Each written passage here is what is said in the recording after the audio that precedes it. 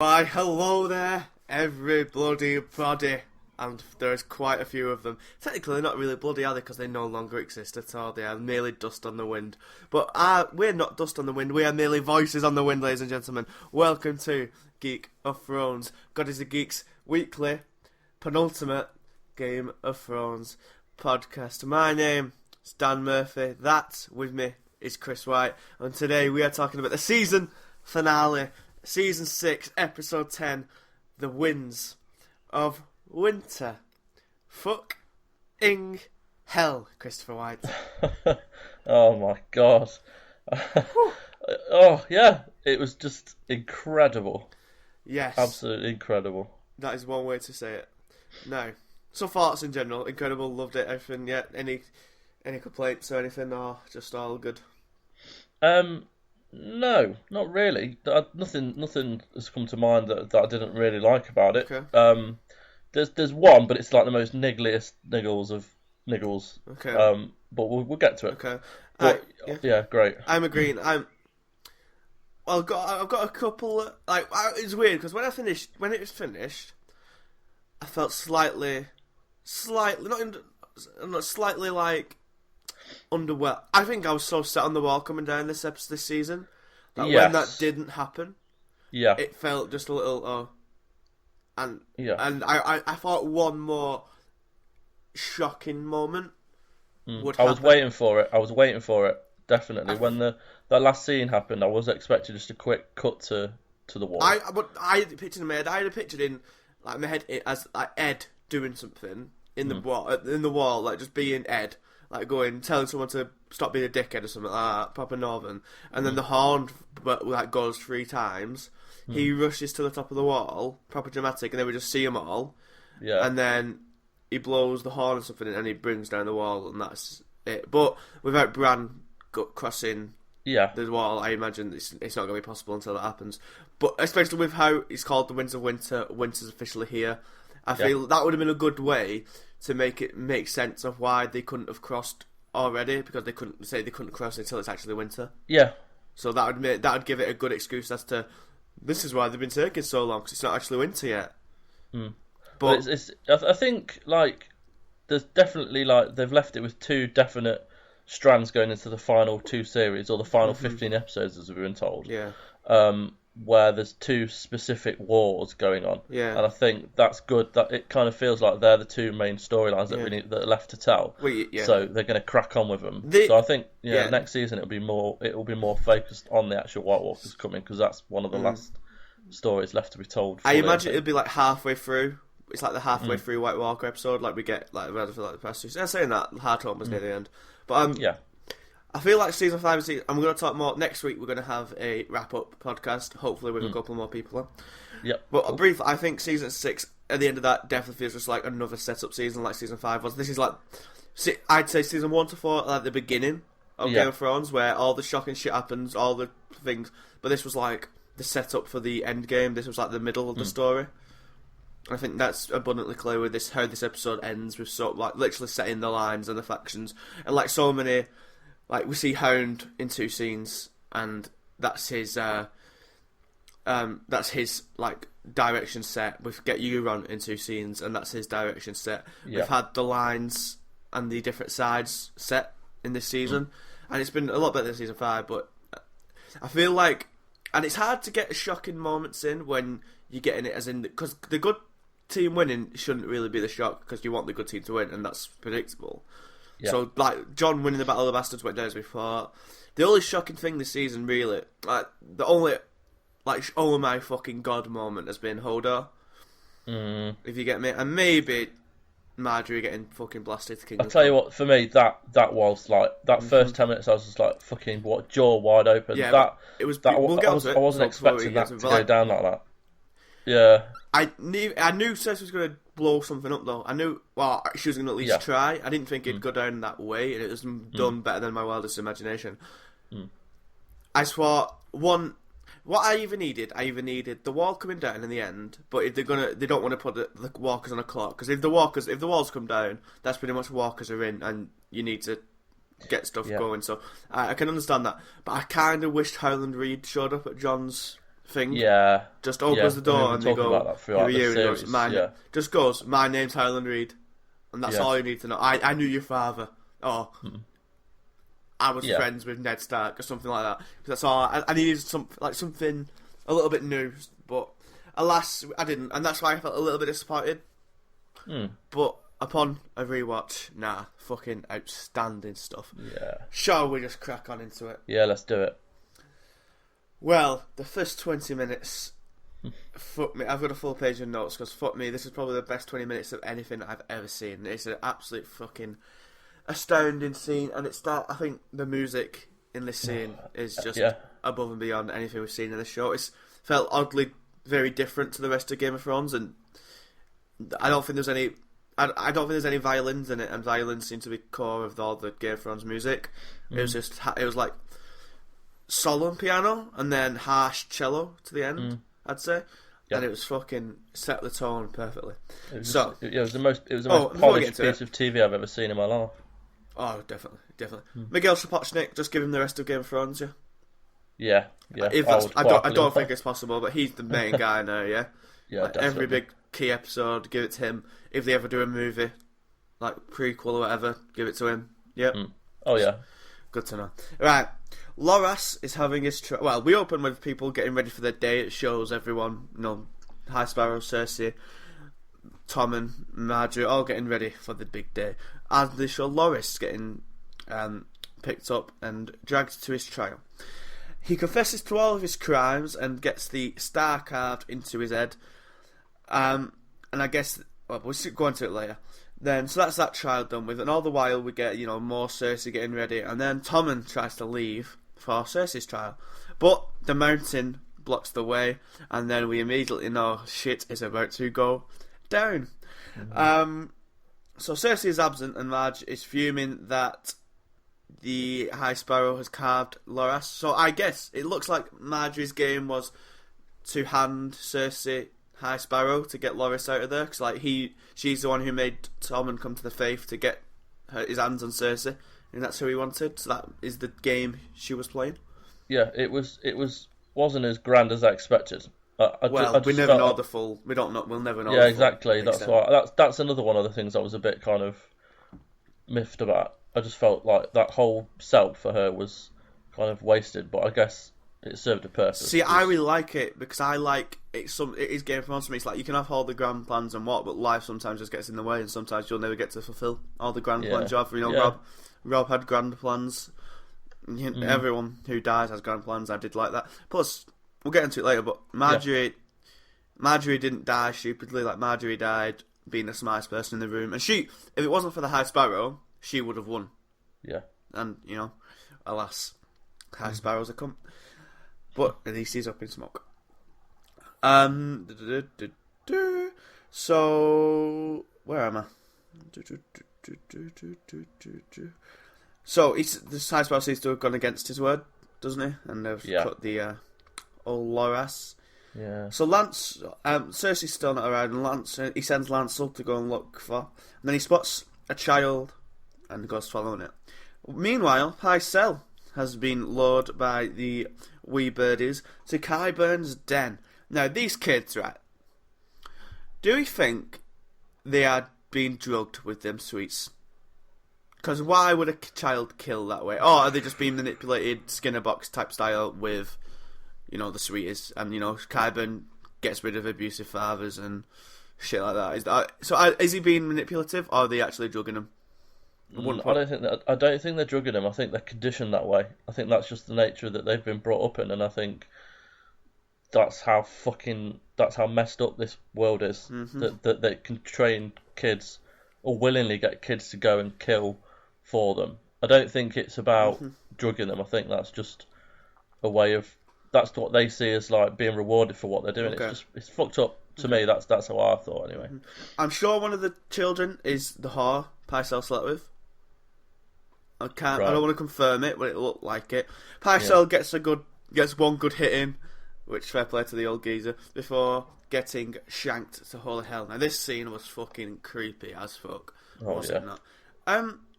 Brilliantly done, the music, and Qyburn being like, he's so soft spoken. He could be like your granddad, but then he's fucking terrifying because he brought someone back to life and all this. Qyburn, why do you think he's so loyal to Cersei when it was the Starks who saved him in the first place? And I always thought like he brought the Mountain back to life to like torment him because the Mountain's the one who'd left him for dead.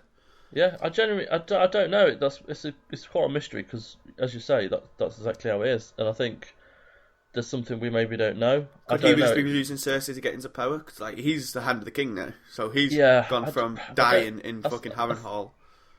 It seems a genuine loyalty though. Exactly, that's what I don't understand. Well. Yeah, it's interesting, isn't it? Especially since I always thought he may be playing a long game to get revenge for the Starks who saved his life. Yeah, but it would appear not at this point. No. So why is Pycelle led away? Why isn't Pycelle just allowed to go into the Sept and be smoked with everyone else? Is it? My theory is that maybe Pycelle would be the one to go and get Tommen and walk him to the Sept. Possibly, as he's the one who's always in his ear. I mean, he's kind of been a thorn in Cersei's side for a while, and she's such a vile person and in the best way. Like Qyburn, he's always been a cunt to Qyburn as well, so it might be Qyburn wanting revenge, but he doesn't seem like the type of guy who cares.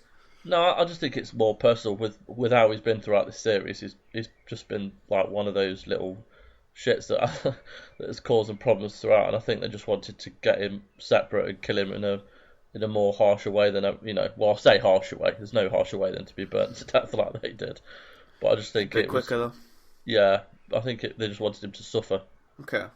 And maybe pay for what he was doing with kids, sort of thing. So I think maybe logistically, I think there might be a thing with like Pycelle's feeling good about himself. Like he looks in the mirror, he's buzzing. He's got his beard back after Tyrion cut it off.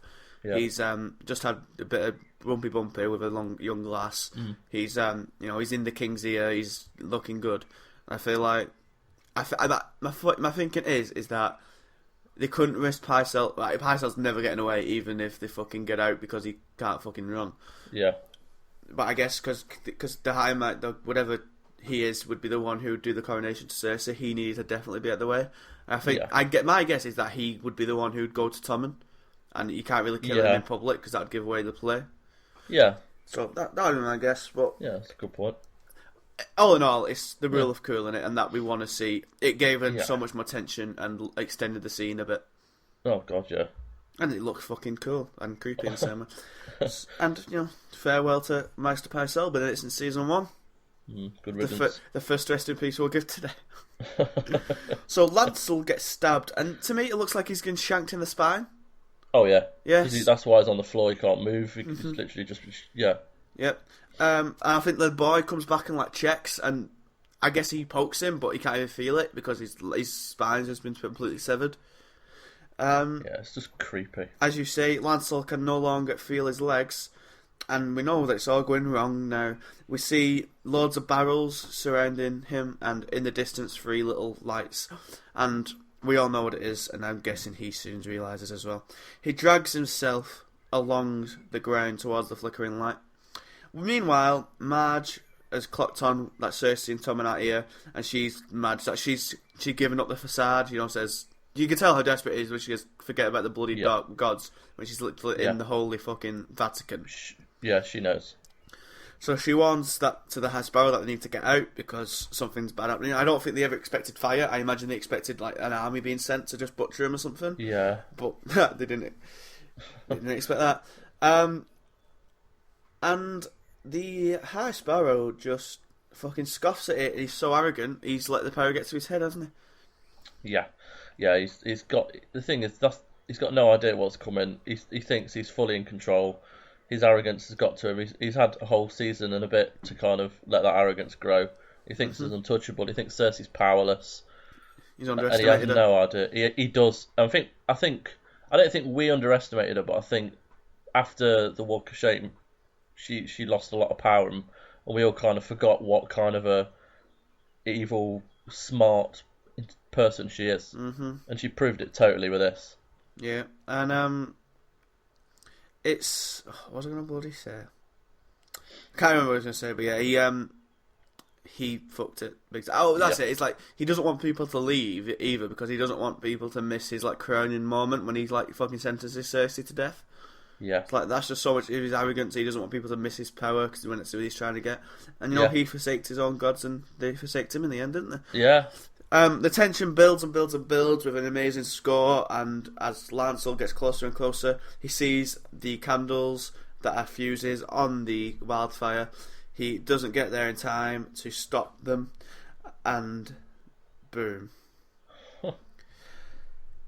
Whoo! The wildfire goes off and blows the High Sparrow, Lancel Lannister, Marjorie Tyrell, Loras Tyrell, Mace the Ace Tyrell, and Kevin Lannister to Kingdom fucking Come. The Great Scepter Baelor crumbles. A dude gets crushed by a bell. And I guess thousands of lives have been lost right in this very moment. It's just like the whole scene was just incredible. Like it just blew my mind. I've not seen something that made me feel that kind of shocked. I just wasn't expecting. I was expecting an explosion because of the build up for the last week, but to see it in that epic scale, it just blew my mind. I really did not see him blowing up Marjorie. No, I thought she would get out. I never thought she would go. I thought she was still got a vital role to play. But again, it's Game of Thrones. There is no guarantees.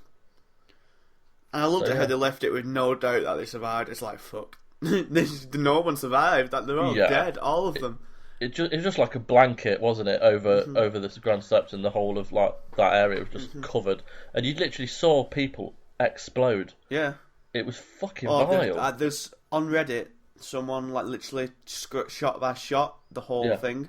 The CGI is fucking amazing. So like he had like 98 shots of just like the High Sparrow going up, and like what I love about him, like even in the end he was good to his gods, I guess, because he put his arms out and was like ready to meet his maker and whatever, in the holy pose, and his skin just fucking disintegrated from the inside out, and it was I love the bit horrifying. Where he knows, he could hear it. Yeah, that's the moment for me, which was like, fuck.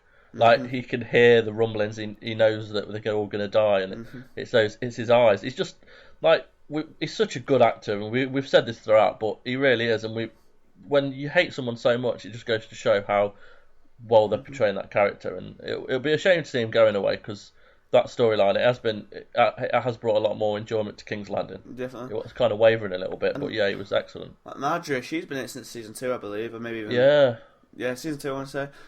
Natalie Dormer, fucking amazing in this show. She's been absolutely amazing. She played Marjorie Tyrell brilliantly, and again, like I said earlier, I'm glad that she kind of went out with a win. Like, she figured it out. She wasn't stupid. And I like how Mace the Ace, like, he's probably one of the most decent men in the whole fucking show.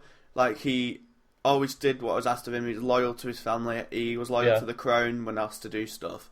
And he might have been a bit of a buffoon and not fucking in it, but that's what made him decent. And like, even in the end, he loved his fucking kids. And when they started carving Loras up, he was fucking outraged by it. Yeah, yeah, that was a shame as well with Loras, because he's just had a shit time of it last year. Yeah, so that was a shame. But yeah, well, it's just one of them things, isn't it? Yeah, that's how it goes, and it's just Sir Slay, I'm gonna call her from now on, is fucking buzzing with herself. She's poured a little drink, she's happy. And what I loved about it, remember when we was on about the dead sparrow, when Marjorie said dead sparrows around her neck? She had a chain of sparrows around her, stopping her from leaving. She did end up with a dead chain of sparrows around her neck. Just not the way we envisaged. That's such a good misdirection. Like, no one predicted it. And it's just excellent. And we'll talk more on the ramifications of this with Cersei later, but the way she could spin this now she's in power, like, I don't know how many people know it was her. Like, in her coronation later, I'd guess they're all just lesser lords now, or lesser lords' sons and shit, because everyone else died. Yeah. They do not look too happy. So I'm guessing that the lords of the place may know what she's done, or at least suspect. But she could easily, how we all saw Tyrion in the play was like saw as the evil person. Yeah. She could spin this as Tyrion Lannister fucking made a terrorist attack on this. He's with the Queen. He wanted to destabilise us. He used the wildfire like he did in the Battle of the Blackwater. And then our beloved king killed himself because he couldn't consider living without his queen. Yeah. She could spin this that it's all Tyrion doing it, which could put Dany's, like, the thought of Dany coming, like, on, like, she could, like, galvanise the people against Dany, kind of, with fear. I know, it makes sense. It makes sense because they need something in King's Landing for them to believe in her, because if they're going to fight a massive army of Dothraki and the Unsullied, and they've got a lot to come up against, as we see. So they're going to need something to keep them together. And if most of the lords know about what happened, then why would they support her other than the fact through fear? To me, it seems like she doesn't have a lot to kind of protect her in terms of an army. I know they've got the Lannister army, but we don't know how that's going to go yet. So it'd be interesting to see who she actually does have, who will be willing to fight for her when the time comes. But I feel like she can just, like, it doesn't matter really, because she's got the city now, which is besieged with it, and like Tyrion said, don't fight for your king, fight for yourself, or you might die. They might just do it for that. And the people, like the common people, who are much more than the lords and that, just think it's a terrorist attack, then they might be with Cersei, you never know. Like, they hate the Lannisters, you'd have thought, and we've all seen the Walk of Shame. Exactly, this is it. It's very complex. The common people are, and as we all know in this current state of England, common people are very much fickle. It's all very interesting. I'll be intrigued to see how that goes. But we'll talk more on that with the coronation. But sure. Fucking a stunning opening 20 minutes. And absolutely. Yeah. Just absolutely stunning. Just how the tension was built with the amazing score. It was completely sensational. Next scene, Cersei is fucking wineboarding Septa Unella, which is the most Cersei-iest thing I've ever seen. Yeah. And I love it because it's alcohol, so it's like impuring her when she's religion. Yeah. And then, she's making her confess and all that. She gives a monologue about feeling good and fucking Jaime and all that type of stuff. Proper giving it to Unella, and, Cersei's fully on the Mad Queen now. She'll no longer have anything to guard her. Oh, God. Cersei calls in Big... Cersei calls in Big Gregor Clegane. He takes off his helmet and he looks fucked. Cersei says, "He's your god now," and she leaves. Clegane is raping her, right? Yeah, for sure. Definitely. If he can get it up. I don't know if he can. As a zombie. He's gonna mess around with her. He's gonna do what he wants, and that's the whole thing. At the beginning, when she's screaming, where he's standing over her, I reckon he's feeling her, like feeling her tits and that. Yeah, definitely. Or undressing her, and that's why she's screaming, because she doesn't want to be unpurified or whatever. Yeah, and especially by a fucking zombie. It's just, I know. It's just that, like you say, it's a Cersei thing to do with what she did to her, and it's probably the most grim scenes I've seen, and the fact that you don't see anything happen is much better than having to witness anything. And the fact that she walks off shouting shame, it's like, that is perfect. And shame is like, deflowering and that type of stuff, and having sex out of wedlock and that type of thing. That is shame, innit? That's what they shamed her for, really. Well, that is what they shamed her for with Lancel. So I'm 100% confirmed that that the mountain is just gonna fucking make her life a living hell, both emotionally and quite physically. Like, it's bad enough being raped, but imagine being raped by like an 8-foot giant fucking ugly, like fucking ravagely scary motherfucker. This is it. And they're gonna keep her alive with a plate of food a day, that kind of thing. Just to keep her alive, we like see her next season, like just fucking battered or something. Ravaged. Cersei going and kill her. Absolutely, yeah. It was hot. It was chilling. It's just Cersei's full on back. She's got full on revenge, and she's gone full on mad. Oh my god, yeah. And it's something else. Like, it's terrifying because it's just fucking grim. Like, because man, and it's like the mountain as well. Like, the mountain was a raper and a horrible person. Like, but even he's under like even his stuff is like tragic. Right. And that the first word I said. Go on, mate. No, you go after you. I was just going to say, like, we want him to, like throughout the series. I've been going, oh yeah, I'd like to see him rip some heads, sort of heads off, that kind of thing. But you forget what kind of a savage, horrible human being he is, or monster, whatever. What he's done, what he did to the Martells. He's just a vile person. It's the perfect kind of person to be with Cersei, and like and it's like you just don't want him to be doing these things, and as I say, you forget what kind of a monster he is. And it flips it. He's just vile. They're all vile, but I can't stop watching it. They really are. And it's even weird how I wanted this fucking shitty Scepter to get battered from the very first season. I think that's the first thing I said on our first episode, that I wanted her to get absolutely battered, and I'm changing my tune quite a bit on that because it's fucking horrible. But anyway, Tommen looks at the burning set. And one more thing I want to say before we go into that: the window that Cersei is looking out of when she two pillars. And what's Tommen been saying all season? What? The crown of the faith with the two pillars. Oh yeah, symbolic. When one crumbles, the other falls. The sept crumbled. Yeah. Tommen fell. Fucking hell, did he fall? Brings a whole new meaning to the place King's Landing. Tommen looks at the burning set, and you can still hear the fucking screams from miles away. So a lot of people have been killed here. Tommen leaves the window. He places down his crown, and 17 seconds the camera lingers on this window, and then without hesitation, he climbs into the window frame and dives out the window. Hardly touched upon. Walder Frey starts speaking as the scene is still going. It's blinking, you'll miss it. And Tommen is another one to die this episode. So, why do you think Tommen took his own life? He's just... Throughout the whole of his life, and the whole of the time we've seen him, He's been the one led by his mother, led by the Sept, led by Marjorie. He's been played by all of them. Tywin as well. He's never had his own. He's never made his own decisions. This is like the first decision he's ever really made, and exactly what I've got in mind. The love of his life has gone. Everything has gone. He doesn't have a clue what to do. His whole world has been flipped inside out.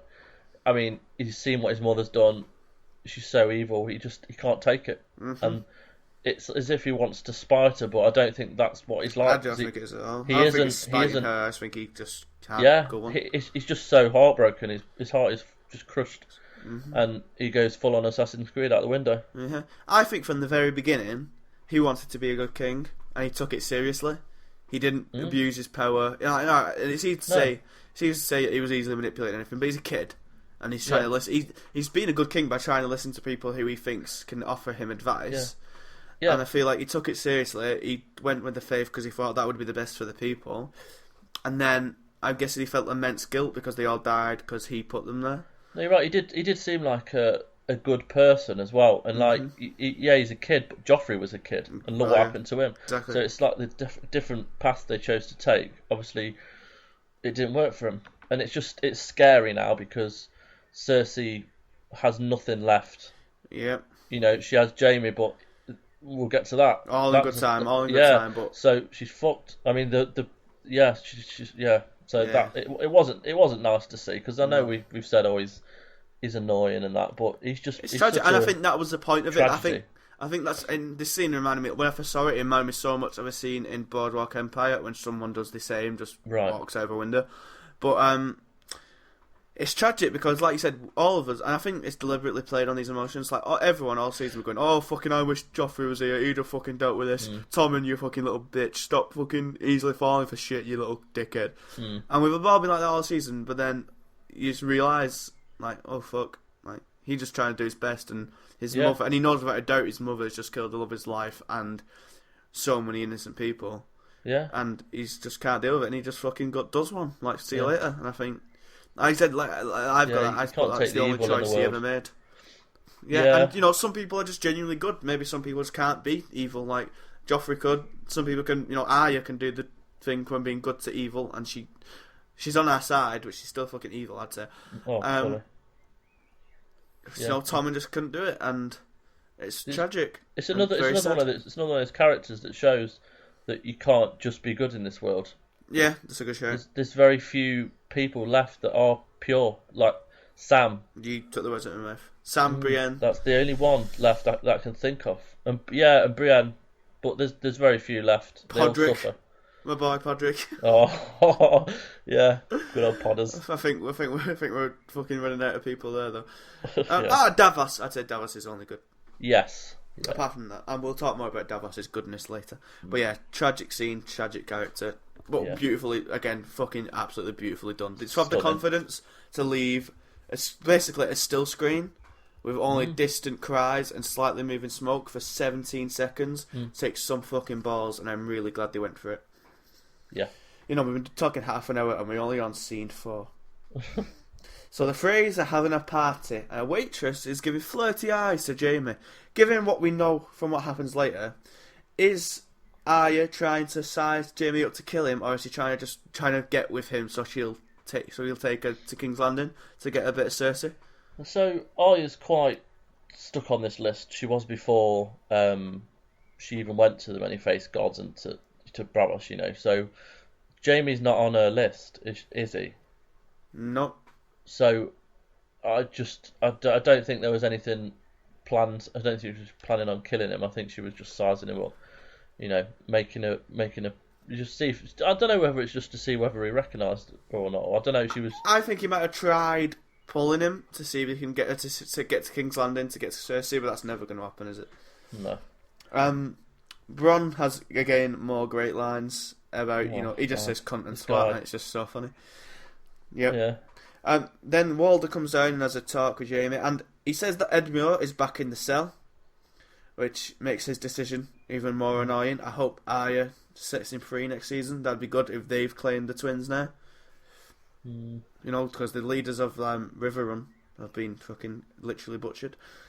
And I loved it. Fucking Walder saying the Starks and the Starks mocked me for years. Where are they now? And literally, right behind him as she's serving drinks.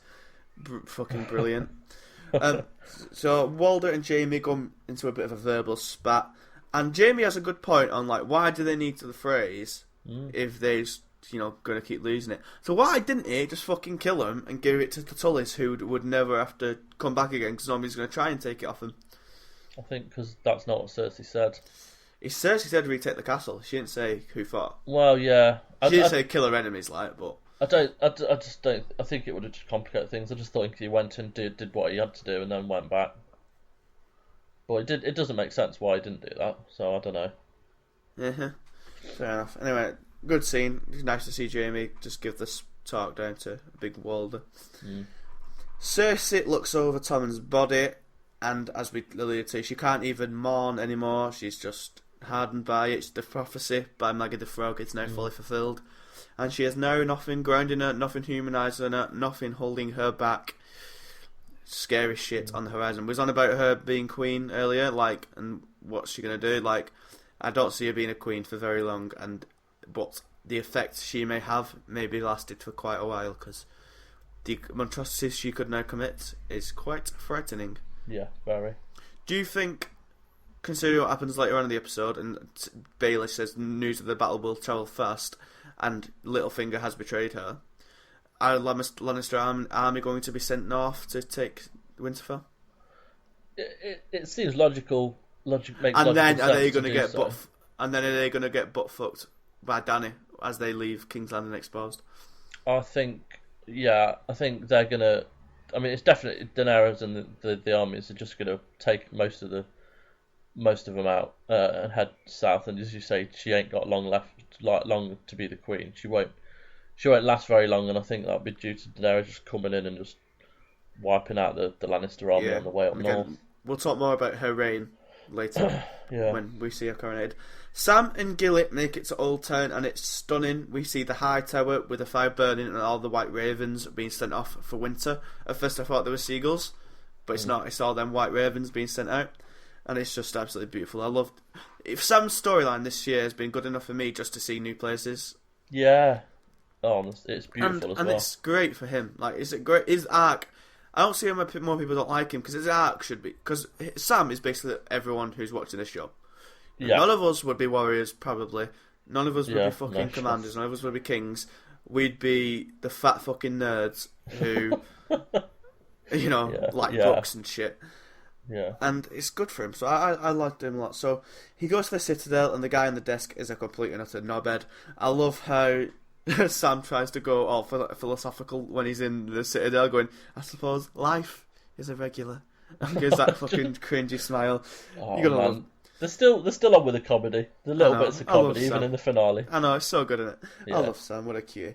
They don't like women and children, which probably be a bone of contention at some point. Sam goes to the library, and it's huge, amazing, and Old Town is quite clearly meant to be like Alexandria of old. Yeah. So the high tower is like the lighthouse of Alexandria, and obviously the Great Library of Alexandria, and it's absolutely stunning. Now, his face, he's so happy, and I think everyone should be happy for him, because this is all he's wanted, really. Yeah, it was just nice, and he had it rough in the last episode the last few episodes when his dad's been there and trying to get to where he goes, and it's nice to see a clear path for him. It's like the gifts on the internet of the Beauty and the Beast library, and it's like he literally just walks in and he's like just absorbed by everything he sees, and it's lovely. It's a nice moment in a quite a horrific kind of finale. What's he going to learn in that library? I don't know. How to make Valyrian steel? I think about he's the going White to Walkers. Yeah, he knows the war's coming. He's going to learn everything he can to possibly help the North, help the world combat the Great War that's coming. I think he's just going to learn everything he can and take that information with him. That seems the only logical thing to do at this point, because that's the biggest threat to the world. Mm-hmm. So. I think this Grand Maester, he led up to talk to this Grand Maester, and he may be someone. Right. But I think... Sorry, pardon me. There's a character in the books who is like a... can't remember his name again, I think I've talked about him in the past. He's a Maester who's travelled like east and all that, and has got probably knows the most about magic and all that type of stuff. Yeah. Right. And I think he's going to meet him and talk about the White Walkers with him. I don't know if he'll have the same role as he does in the books, which is basically...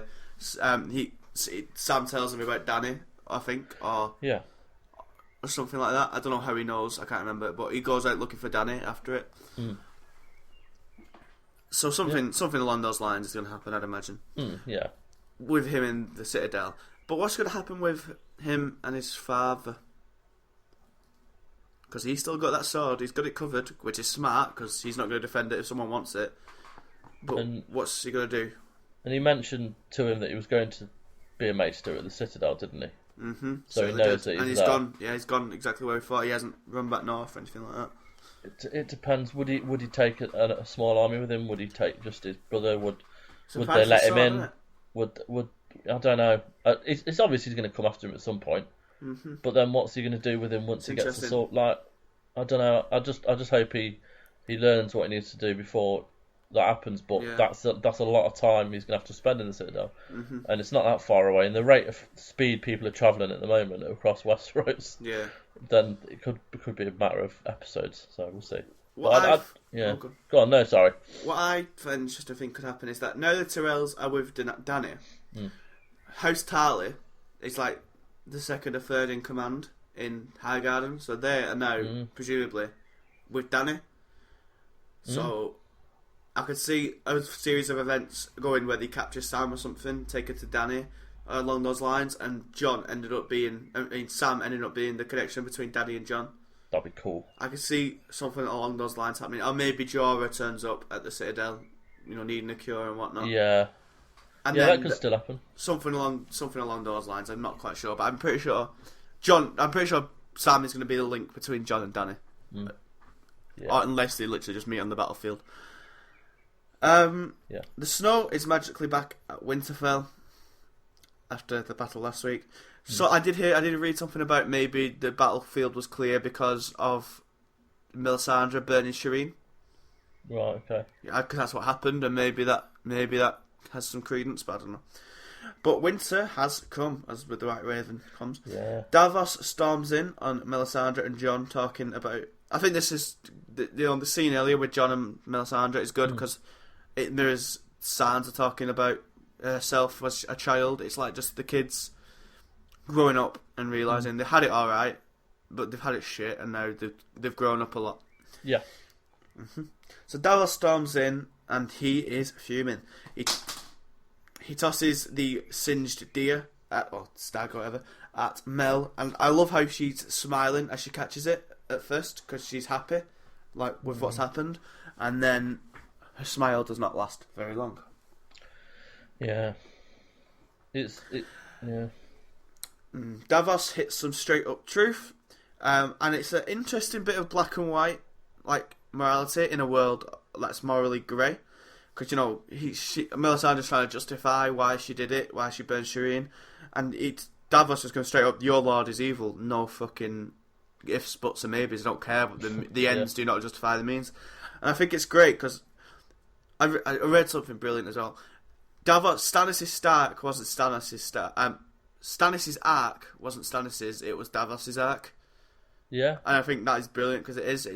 It's Davos growing, coming better with power, knowing how to talk with people, and always being this moral compass, always being this unwavering, very Ned Stark like, always being unwaveringly good in a world of so much bad. Yeah. And, you know, Liam Cunningham is fucking stellar. I think he probably gets the MVP award for this bit, because it is so fucking emotional. It's probably the first of 3 scenes that got me welling up a bit in this episode, which, while this episode did lack shocks, it fucking nailed emotional highs, like, brilliantly. Yeah, definitely. And he's just, he's like, as we said earlier, he's the good, he's like the moral compass. And I just loved how it was so black and white, and no matter how much Melisandre tried. And Melisandre is right, technically, like, they wouldn't be her if it wasn't for what she did, but it doesn't fucking matter in the end of the day. You can't excuse what happened. That, like, she's so blind that she's led by this voice, or this Lord of Light, that we still don't know what it is.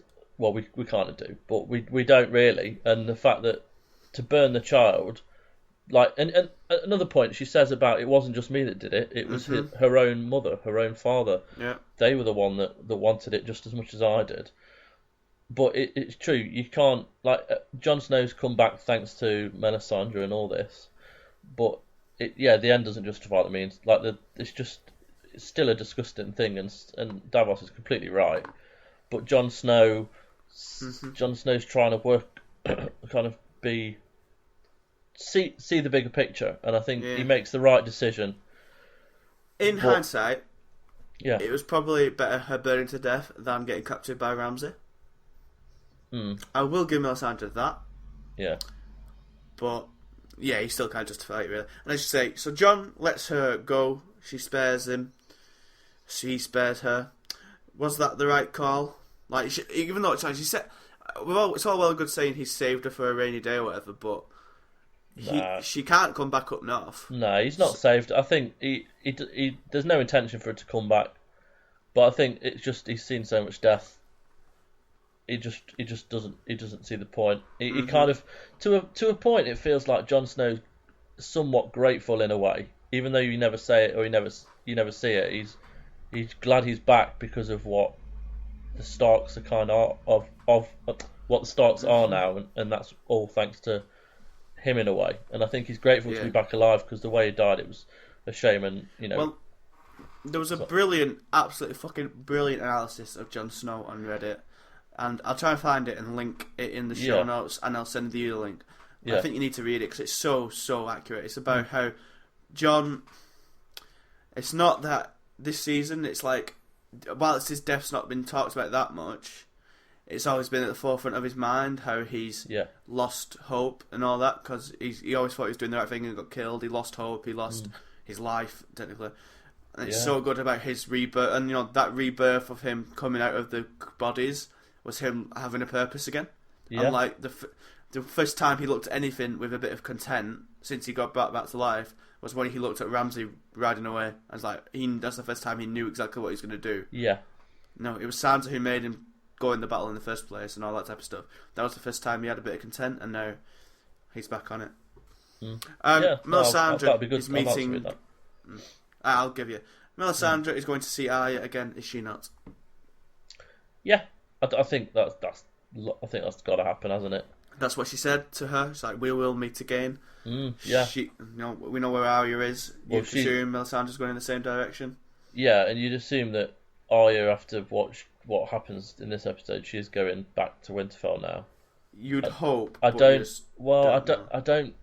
Yeah, I don't. Well, we'll talk about it later. In the making of or whatever, Maisie Williams said that Arya doesn't know what, because she's been away for so long. She doesn't know the lay of the land, but she can presume that Walder's going to be where Walder is. Yeah. But Mr. Maybe she meets. I reckon we're going to have a Brotherhood, Hound, Melisandre, Arya party who all go north, which could, if. So let's say the Hound goes north, and the Hound is going north with the Brotherhood. There's a series of events where, like I said earlier, if Cersei marches the Lannisters north, we could finally have Clegane Bowl, just in a different place than we thought we would. I think regardless of whatever happens, that will definitely happen in some form. They'll definitely fight each other. That it'll be incredible. Like, there's too much emotion there and too much revenge and hate in it. Like, it makes you wonder whether that'll be the thing that kind of breaks Sandor and becomes a bit more like there'll be less hate in his heart once his brother's gone. That's kind of how I feel. But yeah, I think Melisandre is going to meet Arya, and then she may tell her that your home is back. So that'll be interesting. Jon and Sansa are on the battlements, and this scene is another beautiful one because they are like together yet divided, and I think that sets the mood of the following scenes. Sansa is really weird in this episode because she flip-flops a little bit. So she says you are to me as you are a Stark and all that, and I just don't get why she doesn't legitimise him if she's now the head of the Stark thing, but whatever. But she's smart with only a fool would trust Littlefinger, so we know at least that she hasn't been full bait and switched, and we know that later as well. She apologises for not telling Jon, but doesn't explain why she doesn't say, which is a bit annoying. I would have liked to have just gone, I just didn't know he would have come. I didn't want to give you hopes up or something. That's what I thought. Like, that makes the most sense. But yeah, why she? I just don't know why they didn't spend 20 seconds to say it, and it's a bit annoying because people died, like thousands died just because she didn't say they were coming, and it feels weird to just drop it. But whatever. Winter is here. They have a lovely little scene as Father always told us, and this is mad because all the Starks are all summer kids, like they've never seen a winter. Yeah. So this is quite momentous, and it is like saying Father always promised us, didn't he? So it is very sweet. That very moment was like goosebumps for me, because he did always. We've always heard him say it. Like, that was the first time we heard it was when Ned said winter's coming, and it was just like a nice nod to the past and a nod to the fans. I don't know. I really liked it, and the fact that he said winter is here was like shit. Like, we've always heard about this kind of thing, and it was just. It was nice. It was a nice way to kind of set the mood for the next season as well. Olenna is in the water gardens. The sand snakes are back, and Olenna fucking smack talks them down, which is the most fan service thing I have ever seen on TV. And it's an admittance of their big fuck up last year as well, which I think takes some balls to do, because it's so clear that is fan service, having the Queen of Bitchy just bitching and just smacking these characters who everybody hates. Yeah, it was perfect. Like, she's just constantly done this ever since she's been in it, like Olenna, and she's just amazing. She's such a good character, and she just says what we all think most of the time. She's like the voice of the fans. Definitely, and I'm glad she's still alive, but she's in black for morning, and she's fuming. Her whole future has been wiped out. The Tyrells have been wiped out. She has no future. The Tyrells are dead. Like, she can't have any more kids. Her family done for. And she doesn't want to survive. She wants vengeance. And in strolls Varys, fire and blood. Varys looked fucking badass, and he left a badass line. And we have we have Team Targaryen now. Right. So. My one thing with this is Varys he's getting we'll talk about the next where he is next. Do you want to talk about all this when we get? Yeah, do you know what? Yeah, but I just think I agree. And throughout the whole of the show since the very first season, it's always been like these Seven Kingdoms. This world is grand.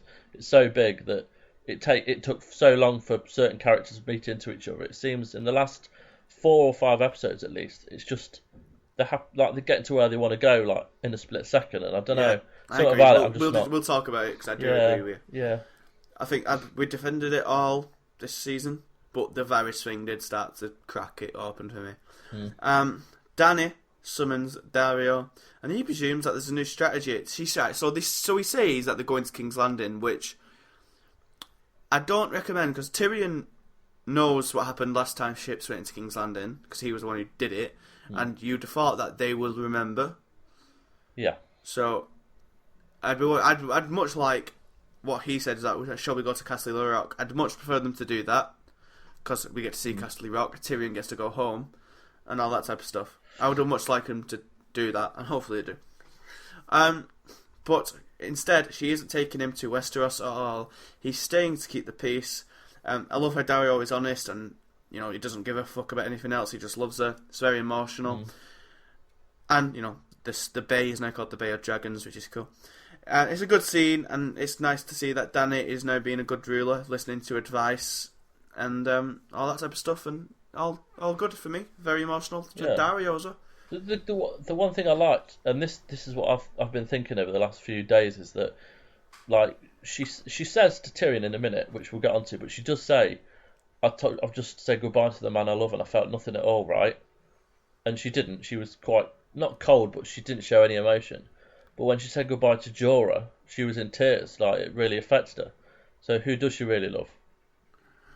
Yeah, well, it's exactly in it. It's intriguing. I don't know. I think she's just hardened now. Maybe there's some parallels with Cersei, a kind of bit. It's interesting. Who do you think she's going to marry, if anyone? There's only 2 fucking lads still going about. Or 3: Jaime, Baelish, fucking Jon. Yeah, that's it. I don't want it to be Baelish. I don't think I don't like Baelish, and I love Jaime, but I don't know whether it could happen. But would it really be Jon? And I know that they're potentially related, that kind of thing, but that doesn't stop the Targaryens. It certainly doesn't. So that could be a thing. That's the only people who aren't aligned at the minute. There isn't an alliance between the North and Targaryens. Who else does she need to make an alliance with? Yeah. Who she isn't going to just fucking kill. Intriguing. As you say, Danny goes and meets Tyrion in the throne room, and I loved the scene of Tyrion sitting there and Danny walking down the steps. I thought that was really, really nice.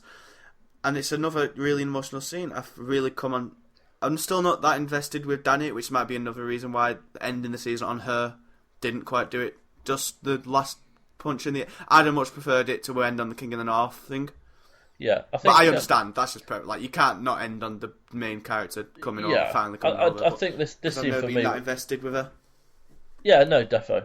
I think this scene for me was the most emotional, and this was the one that made me kind of shed a tear, was when she offers him the hand of the Queen. It just everything he's done in Meereen, everything that's come before, he's never really fit. He never fit into King's Landing. He was never treated with the respect he deserves. Yep. And this whole season, you've seen Tyrion, but he's never been the Tyrion we remember. And we've seen so many things from him in the previous season, which we've grown to love him for. And he's just been a bit of a stranger in this series. And now it's he's got a full-on purpose. He's been shown the respect that he deserves. And it was just nice, and he really appreciated it. And it was just nice to see. Yeah, I liked it how, as you say, they framed it in a way where they were looking eye to eye. And it's massive for Tyrion because, as he says, he's never had belief in gods, in kings, in himself, and he finally does. And the point is, Danny believes in him too, and he's actually asking for his advice, not just fucking not saying I don't give a shit or whatever like Joffrey did. Yeah, and she's benefiting from that, from ruling, and I think. You can tell I think you can really see how good Tyrion's going to be at this because he's constantly reminding her about her father. And it's because he sees the potential of it in her eyes. Like when she says we want to kill them all, and she's constantly reminding her and shaming her for it to make sure she never does it, which could backfire. Literally, could at some point. Yeah. But I think he's doing a good job of just like keeping her, like letting her like grow, but not letting her get arrogant about it and whatever. Yeah, and it's just really good. Yeah, I think he's the one thing controlling that, and as long as Tyrion's there, she'll be the kind of person that Westeros needs. I don't like Cersei doesn't have anyone now, but Daenerys does, and I think Tyrion's that thing that will keep it together. It'll be the linchpin of the whole thing, and it's nice. Yeah, Dan says Danny names Tyrion the Hand of the Queen, and he's proper chuffed. It's really cute. And you know, he's finally had someone to believe in him equally, and he's got something to believe in. It's all really good. Now, with Olenna and Tyrion in cohorts, does Olenna write a message to Cersei and the Sand Snakes and say that she killed Joffrey and so did Littlefinger, and the Sand Snakes killed Marcella to really fuck her off? Or does she just not? Or do you not say that in front of Tyrion because it's still blood? And you know the reason Tyrion is in the shitstorm is because Joffrey died. Yeah, I don't think Olenna's that kind of person. I don't think she's. Well, I think she's bitchy enough to do it big time. I do, but I don't think she needs to do that in order to win. She might do. I don't see it happening. I don't know. Interesting. I think it'd be an interesting possibility. It makes perfect sense. It makes perfect sense to do that. Whether she will or not, I don't know. Mm-hmm. But then will she care because she's killed all of fucking Olenna's fucking heritage? So, parent. What's the word for people in front of you? Heritage? I don't know. Whatever. She's killed them all. Walder is eating a tasty pie. Seems to be a couple of days after the party because she says midday and whatever. Yeah. No one is in his big throne room. Just him and the serving girl, who we see eyeing Jaime up. And he's intrigued. Big Walder. He's seen a nice bit of ass and he's like not used to it, so he's getting a big bit of a feeling there. His sons are actually there, despite not being there. And I was like, oh my god, they've done it. They've actually done it. And they are being cooked into a pie. We finally have the Frey pie. He ate his own sons. He doesn't particularly like that very much. And Arya takes off the face, says her name, and brutally slits the fucker's throat. So, now, the Frey pie thing is cut from that Grand Northern conspiracy plot I told you about. Yeah. And we got Lord Manderley in the fucking end scene. So he's still about, and so they've raised that a lot and given it to Arya. It's pretty fucking grim because that means Arya killed 2 other people, cut them up and put them into a fucking pie. That's it, and that's all I thought about, the logistics of the whole thing. So she's in the kitchen. How the fuck did she learn to cook a pie, by the way? I know she spent some time with Pal Hot Pie. I know, but she was never one for leisurely stuff, was she? Cut them up. Whether she just cut up part of them, because it's the finger you see poking out. It's just fucking horrible. Yeah. But she had to cut them up, prepare them, cook the food, wait for it to cook, wait for it to boil, do the pastry, roll the pastry. It's just fucking horrible to think that the length she went to. Yeah, this is Arya. This she wants revenge, but this is a different fucking side of her we're seeing here. Yeah, it's equally heroic. It's like equally badass and fist pump. And it's equally tragic and just fucking horrifying that this little girl who was always a tomboy, always a bit of a joker, has just come and always wanted to fight, but she wanted to be a knight, she wanted to be a soldier. She's now just a full-on evil killer, and we love her, and she's ours, and hopefully she can get to the north and be, like, tempered a bit by Jon and, you know, whatever, but... Yeah, I mean, I think she's of a sane mind. I think she would go to the north and she would be pretty normal as she can be. I don't think she's that far gone that she'll just be a loose cannon. But to have that in you, to do that's something else. Mm-hmm. Now, did you need this building up a little bit, or were you happy with it just being the surprise it was? Because I think I predicted this loads of times. I could see Arya killing him a fucking mile away.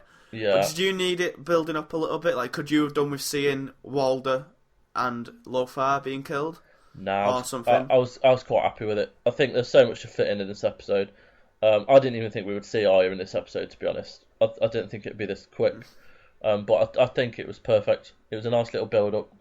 Quick, so, I mean, as soon as she walked in, alone with Frey, you knew it was her. I think it was quite clear that she was going to take off that face and it'd be Arya. Yep. And I think it was necessary.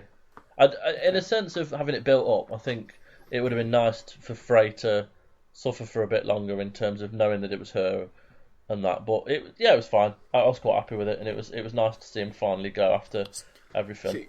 See, I agree now, but in the moment I was like, this is another Arya moment where she's got the badass payoff that she's not earned, like how she killed the waif. Like, the episode 8 really fucked Arya for me this season. Like, just the way how she didn't, on episode 7, the way that she was so stupid and got killed. It's like, how can she go from being so stupid to get shanked like that to like making this master plan and infiltrating a castle in the Westeros?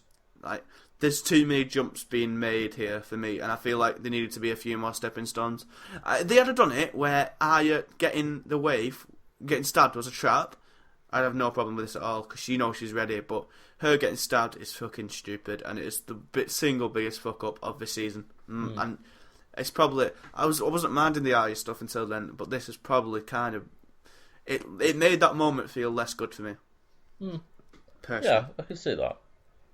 I think the fact that she's already in Riverrun as well was a bit annoying, because as I say, they're just flitting all over the place. See, I don't mind if they give it, she leaves a place, we don't see her for an episode, and then they're in a place. That makes narrative sense, and I can get behind it. But what would they do with Varys and kinda Jaime this episode? It's starting to take the piss a little bit. But let's fucking get on with it, because man, we're running out of time. We'll rinse through this bit, because Littlefinger meets Sansa at the Werewood. Again, like as I said earlier, Sansa says about how she's grown up with what I wanted, not what I had stuff. She's grown up a lot. Littlefinger reveals what he wants. He wants the crown, and he wants Sansa with him. He tries to kiss her, but she's done with all that and fucking friend-zones him. Littlefinger tries talking smack, tries saying... She basically does the thing... He basically does the thing where what he did to her with the... you know, the ship in like season 3 or whatever, when he said, like, this is your chance to go. Yeah. Don't miss it. And she missed it. And it's basically, with what we'll see later, he gave her a chance to be the ruler of the North, and she missed it again. But I don't think... I don't know if she's bothered or not. And I will talk about a little bit more of it later, but and we'll talk a bit more about Baelish later as well. But I'm not 100% sure where Sansa's head is exactly at the minute. No, it's not very clear, is it? No. But can we just get onto the best scene of the whole fucking thing? Yep, let's do it. Bran and co are not far from the wall. Benjen is looking a lot more dead. Says he can't pass through the wall because of the magic. And that's quite annoying, because we've seen him for literally 2 scenes and now he's fucking off again. Hopefully we see him again killing some whites or something. So Bran's mark is definitely bringing down the wall, right? Yeah, definitely. Right. Bran, and why is he dropping him off so far away? I don't know. Because she's got to pull him now. And without a horse, because he hasn't got. Has he even got a fucking sledge? No, it was just them two. Jesus. Yeah. I bet he has a sledge next season. I bet they fucking work around that. And so Bran goes up to the werewood, and was this the same one that Jon did his vow in front of? I think so. It looked familiar. It'd make sense, wouldn't it? Yeah. Are you ready for this? Yes. Says Mira. Yeah. Fuck yes, are we ready? We're at the Tower of Joy. Young Ned Stark runs to the bedroom. She places Dawn, the Sword of the Morning, by the bed, which is the bleeding star, which has implications for the Azor Ahai theory. Lyanna Stark is lying in bed, bloody. Lyanna gets Ned in. They have a really emotional scene that, you're not going to die, I've missed you, all that jazz. Then she says, listen to me, Ned. His name is... And then we see... To me, we don't hear the word. We say the first syllable. It looks like he says Ares, but I read a theory that his name is probably Jaehaerys, which would be technically be this baby's great granddad, and has only got positive connotations with Targaryens. Right. But I think he purposely doesn't show us, and that's why it's a Targaryen name and not just Jon. She then says, if Robert finds out, he'll kill him. You know he will. Yeah. Which makes it 100% a Targaryen. Yeah. You have to protect him. Promise me, Ned. Promise me, Ned. There's a wee baby, and it's Jon fucking Snow. Rhaegar plus Lyanna equals Jon. The theories are indeed... Yeah, it was wonderful. Correct. We were... I know we wanted to see it in the last episode, but it just wasn't sure it was going to happen. But it fucking happened, alright. And it's nice. Swelling of the music and into the hard cut on Jon with the Stark theme. Brilliant. Fuck me, I was tearing. I was like celebrating. I was like, yeah, it's happened. It's done. It's happening. Duck gif. Yeah, man. Bran knows this important information. So Jon, the implications, Jon doesn't know yet. No. But he is technically, if you go in the rightful line progression, he is the rightful king. Yeah. Because I reckon we're going to get more flashbacks next year. And the flashbacks we're going to get are of Lyanna and Rhaegar secretly marrying. And Targaryens have more than one wife usually. Yeah. And it would legitimise Jon Targaryen, the White Wolf. Yeah. He's technically the king of the fucking Andals, but I don't. To be honest, he seems to have got more of the Stark gene and doesn't really give a fuck, so that's good. Yeah. But fuck me. So yeah, Bran knows this important information now.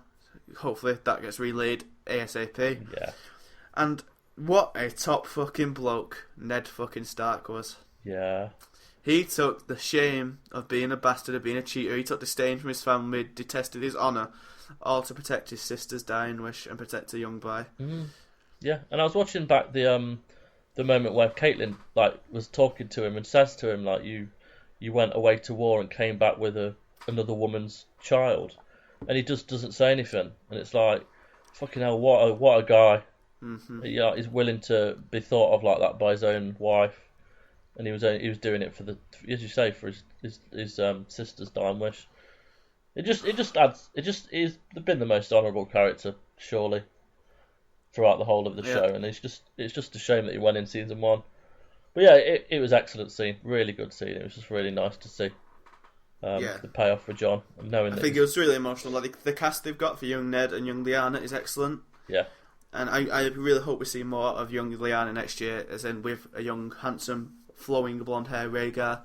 It'll be really interesting. I hope we do. I hope we see the. We've got to. I really hope we see the Laughing Tree, the Night of the Laughing Tree stuff. Yeah.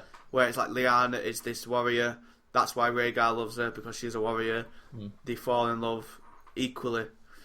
Well, that's the kind of that's what Bran's here for.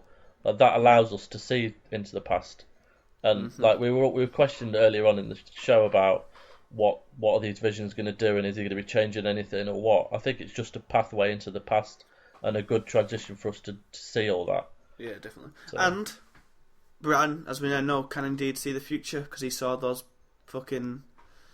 He saw them wildfire going up under that sept. Yeah. Wow, just absolutely beautiful. And this scene, it transitions perfectly into my actual fucking favourite scene of probably the whole season. The Stark theme is welling up over Jon, and he is looking fucking fierce with a little scar over his eye.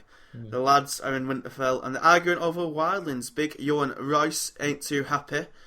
And then, as Lord Kerwin, I think he's called Clay Kerwin, talks up about fucking off Orm, Jon talks up about the Night's King in vague terms. Yeah. He's lost the room as they're all chatting and stuff, and then that's when the boss... Fuck me, man. The fucking rightful queen of the whole fucking world, my girl, Lyanna Mormont, stands up and saves him once again. As you know, a Lyanna brought him into the world and protected him. Yep. And a Lyanna protects him now. Yeah. And I find it really interesting how it's basically the Mormonts are the biggest supporter of Jon. Like, his sword is Longclaw, the Mormont sword. His shield, the shield he used to batter Ramsay and save himself, was a Mormont shield. Yeah. And then Lyanna is backing him up. So she slays Lord Manderley, Lord Kerwin, and Lord Glover. And I don't think they were bad lords for doing what they did. Because if it weren't for the Knights of the Vale, they would have lost. And if they had been in that, they would have all got slaughtered. So I don't think they were bad rulers. Yeah. But they were weak. They weren't loyal rulers. They didn't have the balls like that a young girl did. No. And, at the end of the day, Lyanna didn't only send men, she sent herself. And it could have easily fucking ended up with her getting raped by fucking 10,000 men, a 10-year-old girl. Yeah. She's got fucking more balls than all of them, and she has it. They weren't bad lords, but she's shaming them nevertheless because the North fucking remembers. Oh my god. Yeah. Lord, it's so great. Good. Just the North remembers. Oh, she's so cute. I love her. Oh no, it's just brilliant. If she dies, that's it. I'm gone. Yeah, nah, she can't. She's got to survive to the end. She was just like such a surprise. Like I never expected a 10-year-old girl to be like one of the best characters in the whole of the series, and she really is. And she's like, I love how it's. Go on. I just love how it's contrasted with like Joffrey and Robin and Tommen. How they're all put in power at a young age and fuck it. She's just bossing it because I don't know. She must be brought up in the right way. Yeah, definitely. Right, Lord Manderley, like I said, which is a nod to... Oh, I forgot to mention actually, with the Arya putting the people in the pie. Yeah. That is to do with the rat cook. Now, do you remember the story of the rat cook?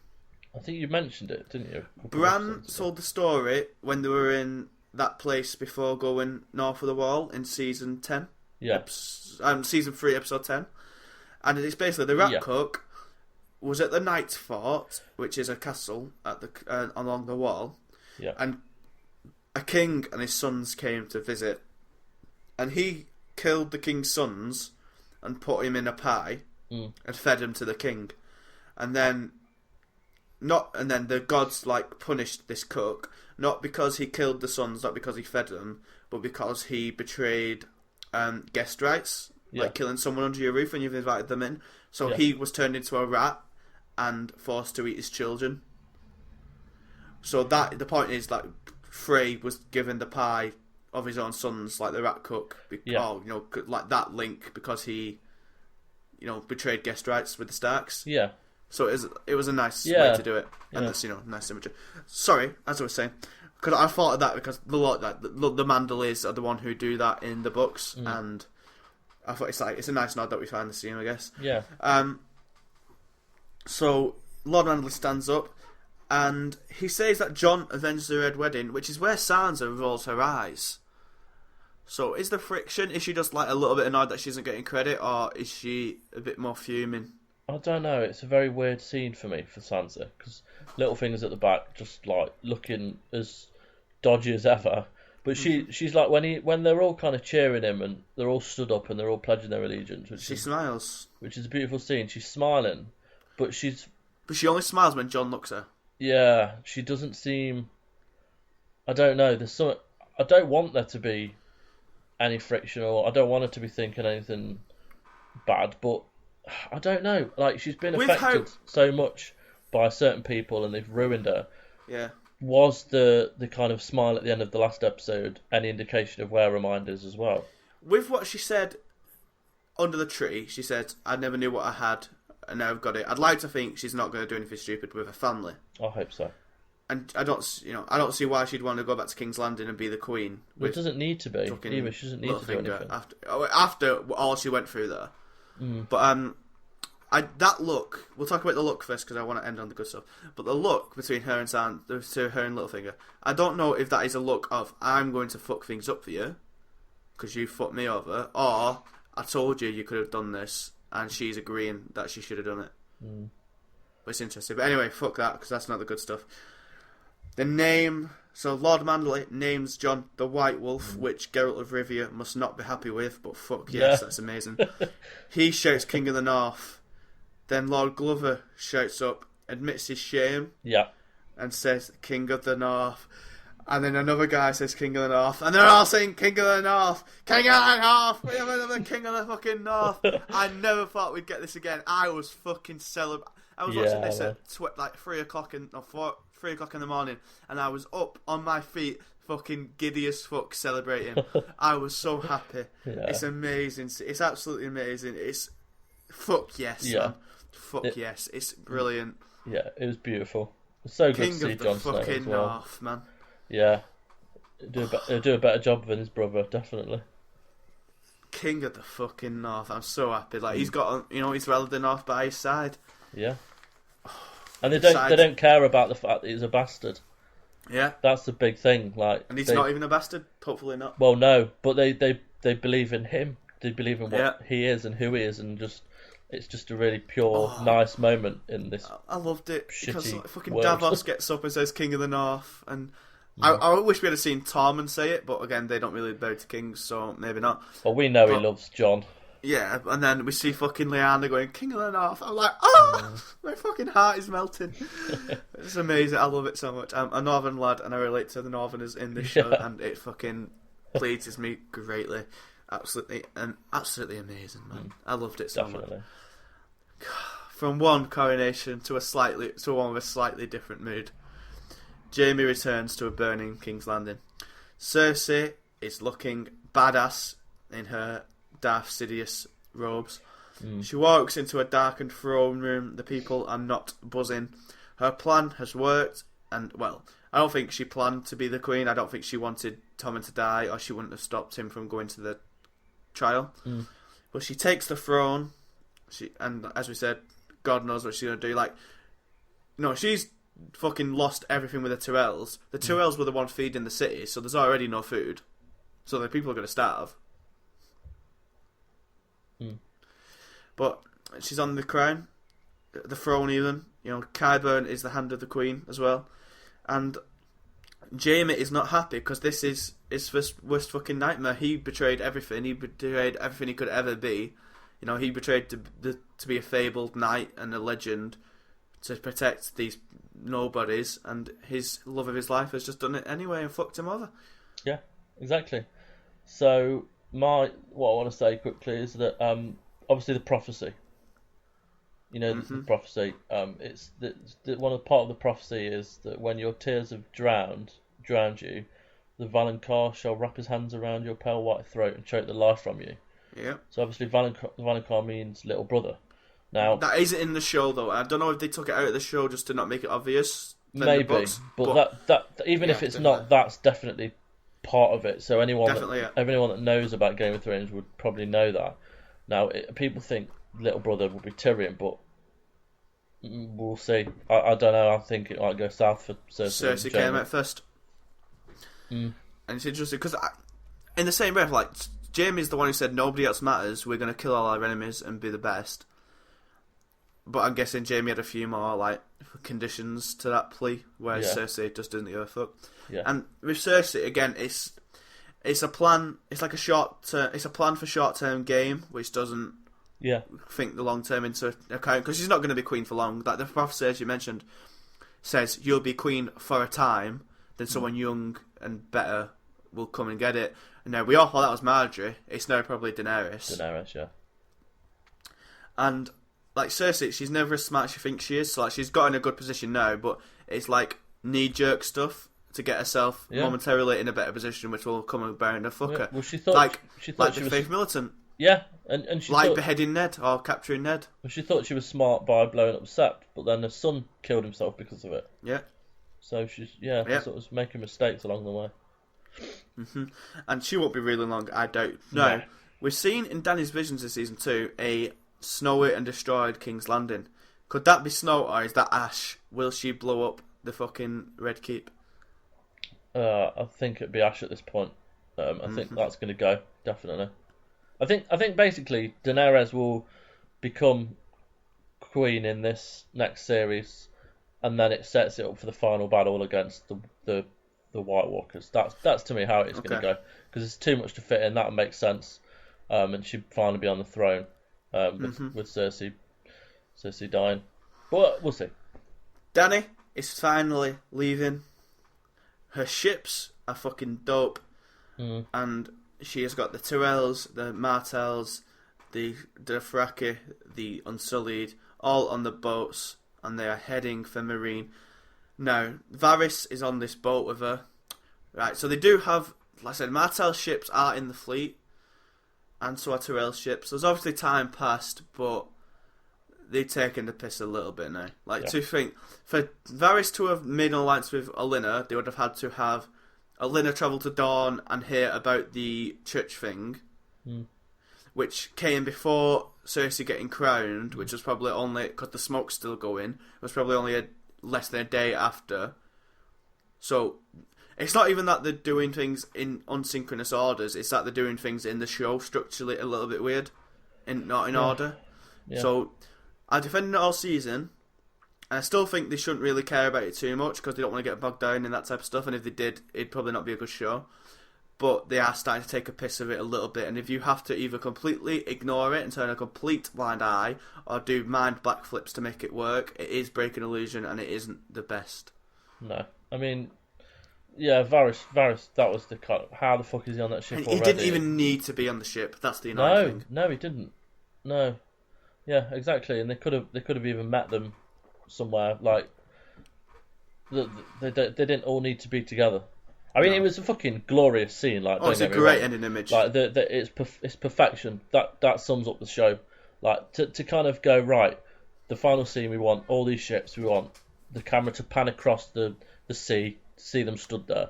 It's like to orchestrate that is just phenomenal, and it's a beautiful scene. So it kind of makes you forget about these little inconsistencies, but they're still there. But just I think that one was so conspicuous and right at the end. Yeah. But it did break it in me. It was just incredible. Yeah, and again, it ends with Daenerys and the dragons, which is fine. But it's very everything that happened this year is like very reminiscent of season 1. We are kind of like back at the beginning, so like season 10 ends with like a King of the North being claimed. Yeah. Dany with her dragons going places. Pycelle having sex. A Lannister being crowned king. All this type of stuff. It's good. I really like it. I feel like I said this season was probably another set up season for the final end game. This was the middle of the story, the lull in the story, setting the pieces in motion for the final end game, and fuck knows what's going to come next. Because no theories are about the ending. They're theories, but there are no theories based on much book evidence of what happens next. Really, complete uncharted territory now, and it's all fucking good stuff. Like you say, what a fucking perfect ending image to leave this show on, yeah? Definitely. It was incredible. And that is the end of the show. Fucking end of the season. And what a finale. Absolutely stunning. Like I said, I could have done with one more moment, I think. One more ending. Like I said, because I'm not that invested with Dany's story and never have been. Obviously, it's great. And you can't end it on anything else unless it's the wall, because... Yeah. She's the main character. We've been waiting 6 years for her to finally get on those fucking boats. It's finally happening. Yeah. But it's going to be annoying when in the first episode she meets Euron on the high sea and loses half her ships in a fucking sea battle. Oh man, has to stop off in fucking Lease or something to replenish. But then that'd be smart, because we all think Daenerys is going to just dominate King's Landing. If that does happen, then that'll waver her chances of success against King's Landing by not having as much of an army to take. Euron is going to kill one of the I reckon one of the dragons are going to get killed. Really? Yeah. If it's not even in this battle, then I reckon they'll get killed by the zombie. One of them will get killed and get resurrected by the Night's King. Oh, fuck. And it might be Drogon, because it's the big one. That'd be bad, wouldn't it? I could see something like that happening, but... Speculation on next season and the coming seasons. Can't wait for another time. Yeah. Unless like I said, I could have done with one more moment. I could have done with the wall coming down, or what would have been good enough for me would have been Howland Reed coming into that hall at the end. Yeah. He didn't need to reveal Jon's stuff in that episode, because we already know. He could have just gone, as I said, I'm Howland Reed. I knew your father, or I knew Ned Stark. That's all I needed to have, and I'd have been happy. But I can't complain too much, because it was a fucking stunning episode, absolutely brilliant, and it was a very, very good season. Apart from the Arya shit in episode 8, I'm very, very happy. Yeah, I mean, you forget that one of the main things before the season started was Jon Snow being resurrected. Like that. Yeah, that is like the back of everyone's mind. That's back of my mind. There's so many other great things that have happened. In a year, so Cersei has gone from being embarrassed on the streets to queen. Mm-hmm. Jon has gone from being killed to king of the north.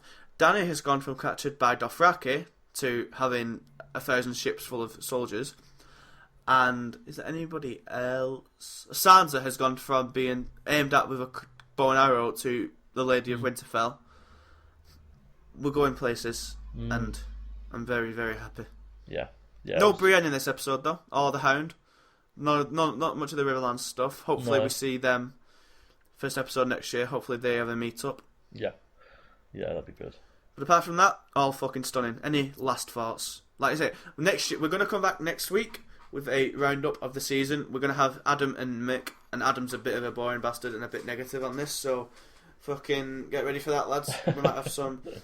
Negative thoughts. It'll be good. Don't worry, we'll batter him down. But incoming. Yeah, it'd be good. It'd be good to see what he thinks of what's going to happen as well, especially Mick.